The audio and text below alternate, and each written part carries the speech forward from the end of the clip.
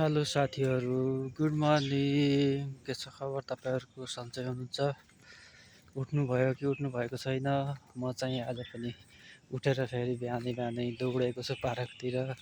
तपाईँहरू पनि उठ्नुभएको छ भने ल आउनुहोस् पार्कतिर, रमाइलो छ दृश्य, बिहानको दृश्य, आनन्दको दृश्य छ। ल हेर्नुहोस्, यता अहिलेसम्म कोही पार्कमा आइपुग्नु भएको छैन, तर म भने यहीँ आइसकेको छु सुन्दर पार्कको दृश्य देख्नको लागि।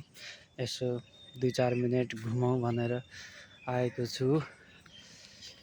बिहानै बिहानै घुम्न राम्रो हुन्छ भन्ने लाग्छ मलाई, सधैँ हरियाली देख्न, अनि चराहरू कराइरहेको, चुरबुर गरिरहेको दृश्यहरू देख्नमा धेरै नै आनन्द लाग्छ। त्यही भएर म आउने गरेको हुन्छु। तपाईँहरू पनि बिहान उठेर आउनुहोस्, घुम्नुहोस्। यही अगाडि चण्डीगढको पार्कमा नजिक हुनुहुन्छ भने आउनुहोस्, घुम्नुहोस् भन्न चाहन्छु साथीहरू। अत्यन्तै सुन्दर ठाउँ छ यहाँ। ल हेर्नुहोस् कस्तो राम्रो दृश्य छ, हेर्नुहोस् त। जताततै नानी बाबुहरू खेल्न बनाइएका दृश्यहरू, अङ्कल आन्टीहरू एक्सर्साइज गर्नको लागि बनाइएका दृश्यहरू अत्यन्तै राम्रो छ। जताततै रमाइलो छ।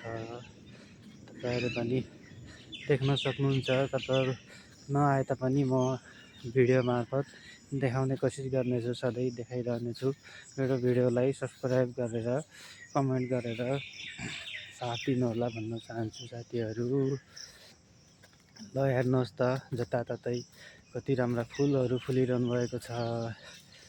अनि यतातिर पारिपट्टि गैँडा बनाउनु भएको छ यहाँ काम गर्ने साथीहरूले। अनि यता रुखहरू ठुला ठुला, पारिपट्टिदेखि नै बस्ने ठाउँहरू छन्। अनि अझैसम्म लाइट जलिरहेको छैन त। बिहानै बिहानै म बिहानै सबेरै उठेर आएको हुन्छु, त्यही भएर लाइट पनि जलिरहेको छ। अझैसम्म निभाउनु भएको छैन यहाँका कर्मचारीहरूले। ल हेर्नुहोस् कति सुन्दर ठाउँ छ।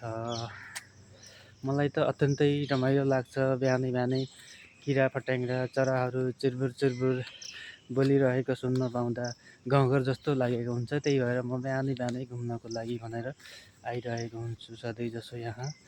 तपाईँहरू पनि देख्न सक्नुहुन्छ कति सुन्दर दृश्य छ। ल हेर्नुहोस् त तपाईँले, कति राम्रो देखिन्छ।